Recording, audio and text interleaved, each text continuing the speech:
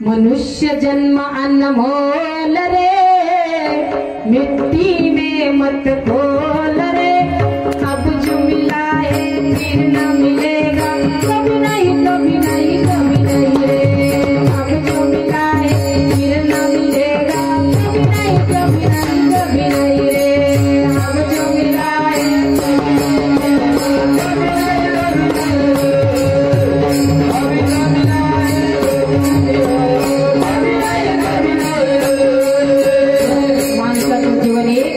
पाण्यावरच्या बुडबुड्यासारखा आज आहे पण उद्या नाही। पण माणूस एवढी अभिलाषा करते, माणसाला कोण्या क्षणाची शाश्वती नाही, पण झोपताना अलार्म लावतो तर मी पहाटे 5 वाजता उठते। चालू राहतो का आपल्याकडे कोणती शाश्वती नाही, नसताना तुझा अहमपणा माझं तो है बुलबुल पानी आवत करणे जोर जवानी का। सफल सफल के चल मार बनते पता नहीं जिंदगानी का। मेरे नाम तू बोल रे, जीवन में रस खोल रे। अब जो मिला है फिर न मिलेगा, कभी नहीं कभी नहीं कभी नहीं रे। अब जो मिला है फिर न मिलेगा, कभी नहीं कभी नहीं कभी नहीं रे।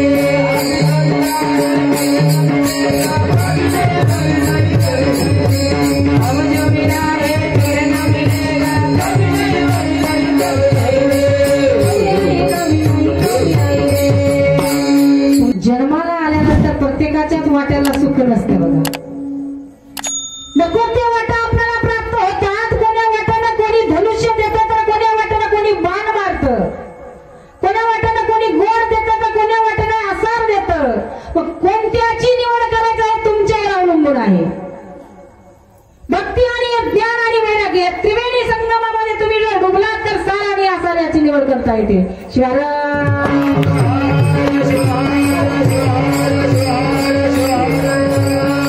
बघा भक्ती लक्ष्मणाकडे होतं, ज्ञान हनुमंतरायाकडे होते आणि वैराग्य प्रभू रामचंद्राकडे होते। त्रिवेणी संगम बघा अभंग आहे। भक्तीचे वैराग्य धनुष्य वैराग्याची जोडी, ज्ञानबाण सोडी देवावरी, ज्ञानबाण सोडी देवावर। देवावर बाण टाकला तरी काही फरक कशानं हो? भक्ती असेल, वैराग्य असेल, हे ज्ञान असेल, हे त्रिवेणी संगम माणसाच्या जीवनामध्ये प्राप्त झालं की साराची प्राप्ती करता येते।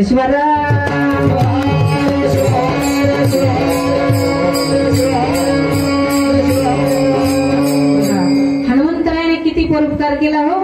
जेव्हा रामाला पाताळामध्ये नेलं होतं तेव्हा देवीचं रूप घेऊन गेले ते। राम पाताळात नेला ते हनुमंत पातेला। किती वैराग्य आहे त्यांच्याकडे, किती परोपकार आहे। तुझं तेही माझं आणि माझं तेही तुझं म्हणणारे तुम्ही आम्ही आहोत। सार कळलं नाही, सार जर कळत असेल तर महाराज रोडवर सुंदर असं बलवान शरीर टाकून रस्त्यावर पडले नसते। नको ते प्राशन करून रस्त्यावर पडले, ऊन कळत नाही, सावली कळत नाही, मी माणूस आहे ते सुद्धा कळत नाही माणसाला।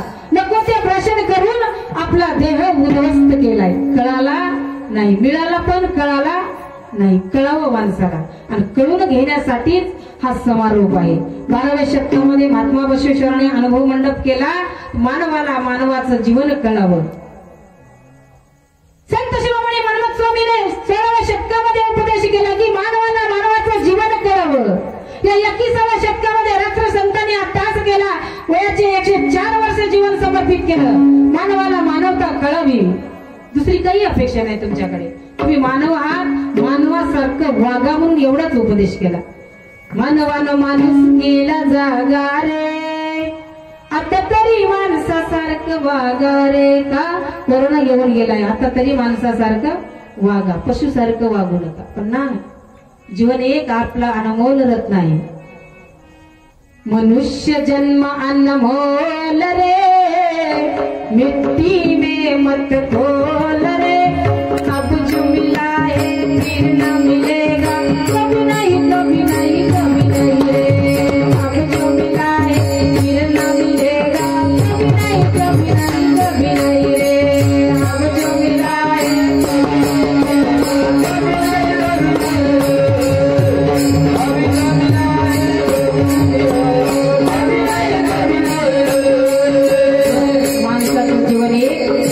पाण्यावरच्या बुडबुड्यासारखा आज आहे पण उद्या नाही पण माणूस एवढी अभिलाषा करते माणसाला कोण्या क्षणाची शाश्वती नाही पण झोपताना अलाराम लावतो तर मी फाटे 5 वाजता उठते चालू राहतो का आपल्याकडे कोणती शाश्वती नाही नसताना सुद्धा अहमपणा माझं तो है बुलबुल पानी मत कर रे जोर जमाने का सफल सफल के चल मार बनते पता नहीं जिंदगानी का मेरे नाम तू बोल रे जीवन में रस खोल रे अब जो मिला है फिर न मिलेगा कभी नहीं कभी नहीं कभी नहीं अब जो मिला है फिर न मिलेगा कभी नहीं कभी नहीं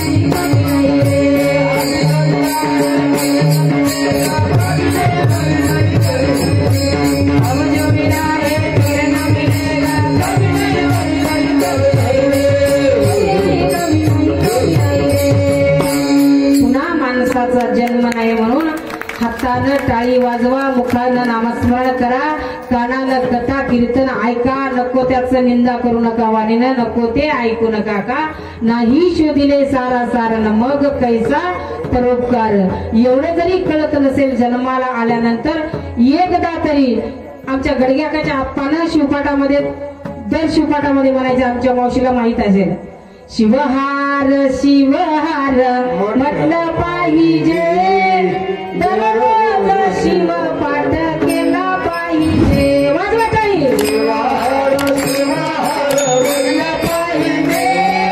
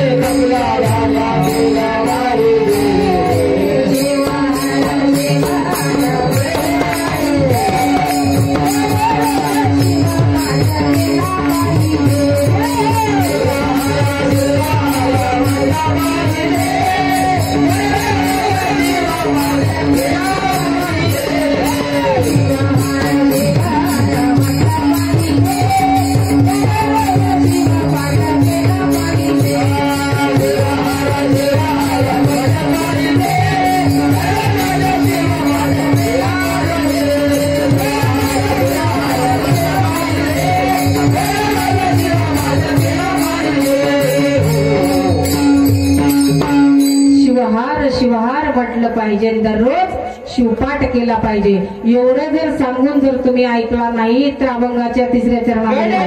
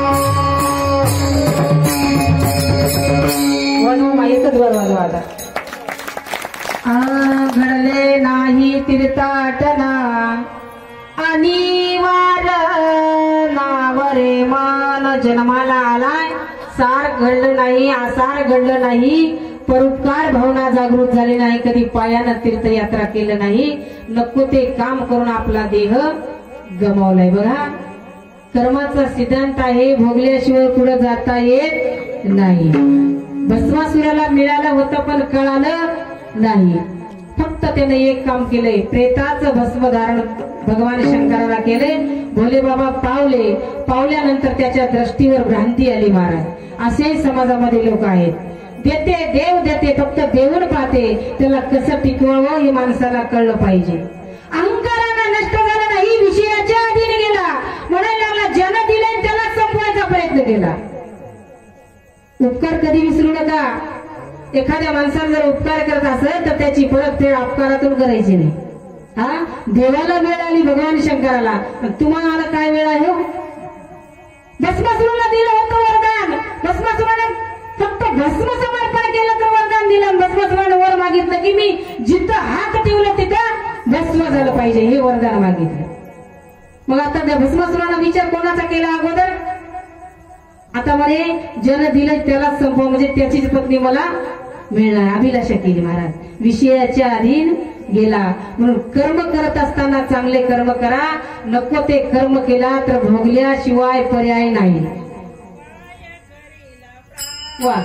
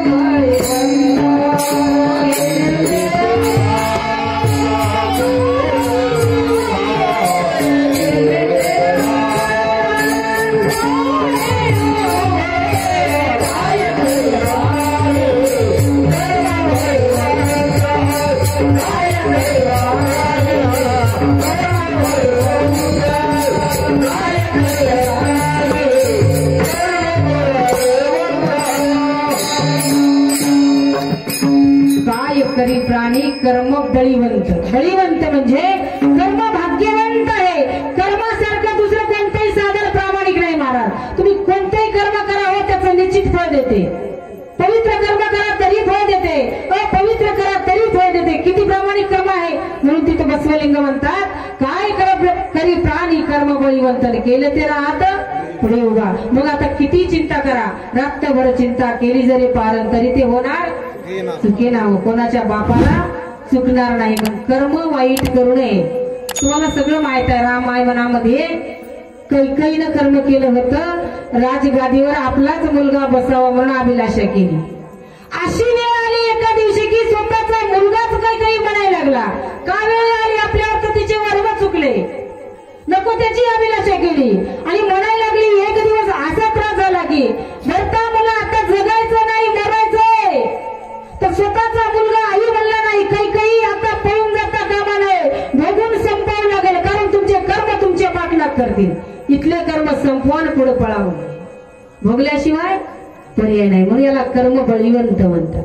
तसं भस्मासुराला मिळालं, त्याला चुकलं नाही.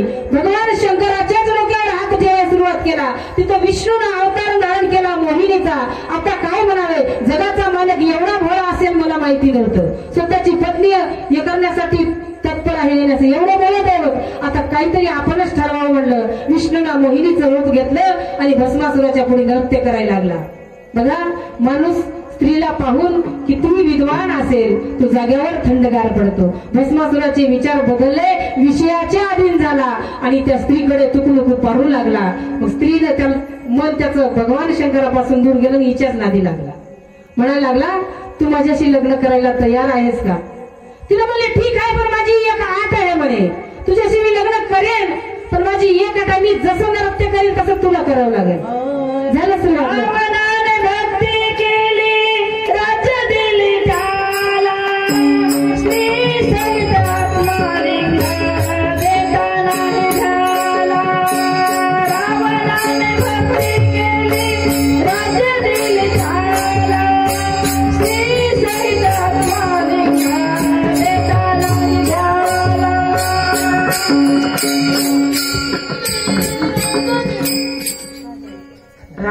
भक्ती केली स्त्री सहित आत्मलिंग प्राप्त झाला. ताईनं दिलेलं प्रमाण सुंदर आहे.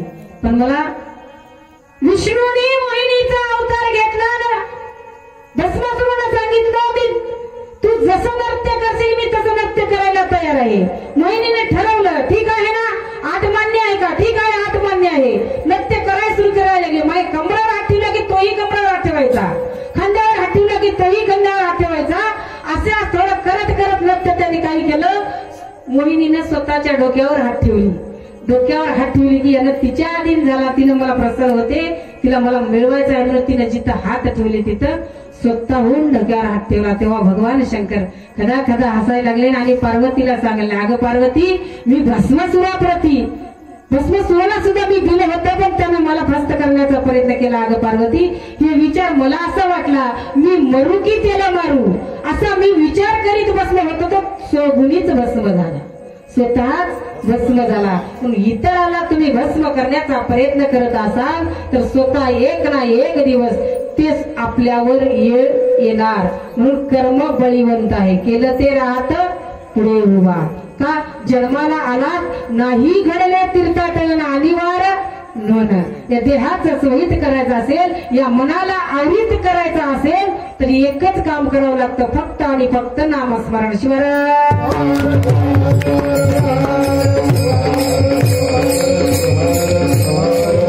नामावरही मन आवडत नाही, तिथं मनाला सावध करावं लागतं. होई सावधान मना, होई सावधान.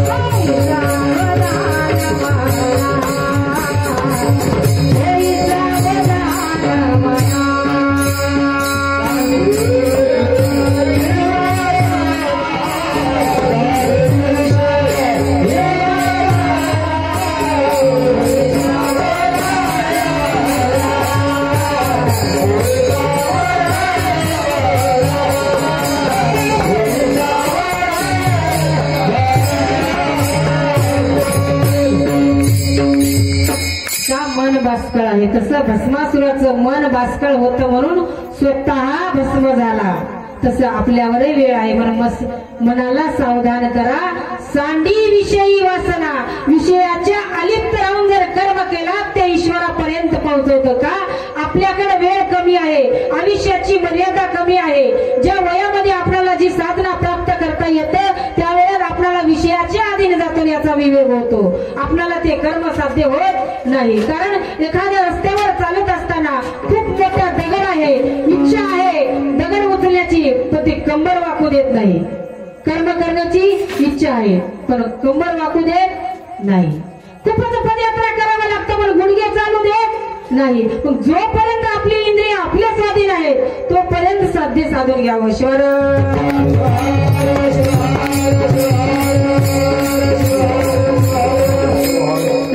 बालपण जातं, तरुण पण जातं संसारामध्ये.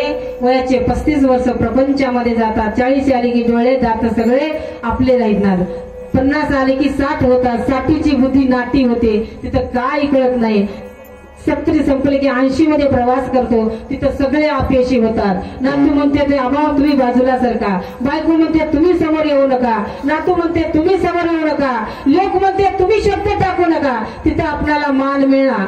ज्या वयामध्ये आपल्याला कमवायचं आहे त्याच वयामध्ये कमवून घेतलं पाहिजे. का?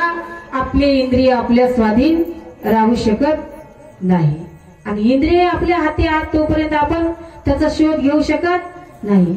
संसार आहे आपल्याला. चला पदयात्रेला म्हणले की नाही माझी सोयाबीन आहे, फळाने आहे, बिस्तान आहे म्हणून आपण कारण सांगतो. जन्माला आलात एक काम करायचं आहे. तुम्ही जे कमावता ते तुमच्यासाठी नाही बघा. स्वतःसाठी जर काही कमवायचं असेल, या देहाचा सहित करायचं असेल, दारा पुत्र वित्त नाही कामा, तुझं भावात आली मायाचा बाजार, दुःख भोगणार तूच एक महाराज. तेव्हा कांता पुत्र येतात पाळीवाळी तुमची सेवा करायला लागतात. केव्हा हो?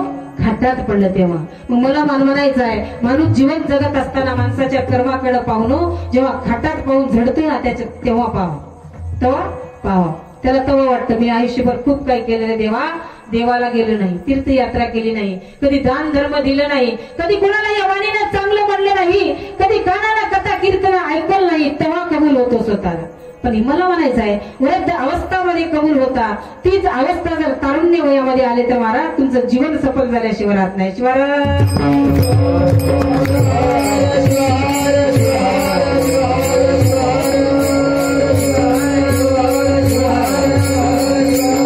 म्हणून या देहाचं सोनं करायचं असेल तर एक काम करा, आपले नित्यकर्म सोडू नका, नित्यकर्म सोडू नका. उठून या प्रातकाळी नाम घ्यावे शिवाचे, तेने अविद्येचे ज्ञान अवघे आशे जीवाचे. याच्यावरही थांबले नाही. नेहमी त्रिकाळ जपता मोक्षपद येई हाता, भावे सर्वदा जपता तेने तद्रूपची होस. या जीवाचं शिवात रूपांतर करायचं असेल तर नित्यक्रम करावं लागतं, एक निष्ठा भक्ती करावं लागतं, एकाच देवाला भजावं लागतं, एकच तत्व जाणावं लागतं, तरच सर्व काही आपल्याला साध्य होतं. हे साध्य साधन होण्यासाठी बघता बघता आपलं आयुष्य संपून जातं. महादेव प्रभू म्हणतात जन्माला आला, बालपण गेलं, तारुणपण गेलं, म्हातारपण आलं तेव्हा मरणाचंच स्मरण होतं, संसाराचं विस्मरण होतं तेव्हा मरणाचं स्मरण लागतं.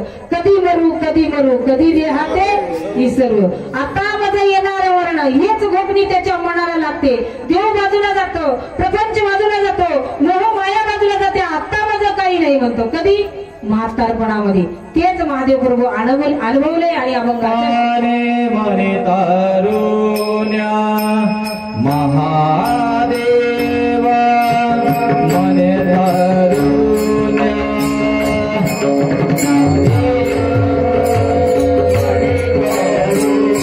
पुढेच आयुष्य चालले.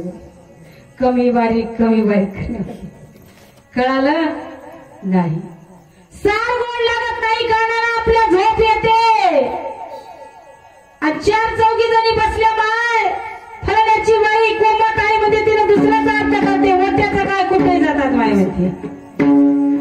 हा कळलं नाही. जन्म मिळाला पण कळावं, साराची आसाराची निवड करता यावं. कारण आपली इंद्रिय सदा सर्व काळ राहत नाहीत, बाल वयातले तारुण्य वयात राहत नाहीत आणि तारुण्यामध्ये वृद्धावस्थामध्ये राहत नाही. तेव्हा आपल्याला भक्ती मार्ग सापडतो, पण इंद्रिय आपले काम करू देत नाही. रस्त्यावर सगळं काही असतं, इथं मंडपात येऊन झाडून काढा वाटतं, हातात मनकटात बळ आहे, टाळा वाजावा वाटतं, हातात ताण नाही, मुख्यानं अभंग म्हणावं वाटतं, पण शब्द बाहेर निघत नाही. गेले आले वृद्धपणा, पाहता पाहता वृद्ध अवस्था होते, मरणाचं स्मरण लागतं, देवाचं विस्मरण होतं. पण मला तर एक म्हणायचं आहे, जाता जाता सुरुवात पासून जर मरणाचं स्मरण झालं तर माणूस चुकीचे कर्म करणार. जन्माला तेव्हापासून एक म्हणावं मला मरायचंय, एक ना एक दिवस मला मरायचंय. इतकं जर तुम्ही सुरुवात केला तर आपल्या वाट्याला कधीच दुःख येत नाही आणि आपण चुकीचा पाऊल उचलत नाही.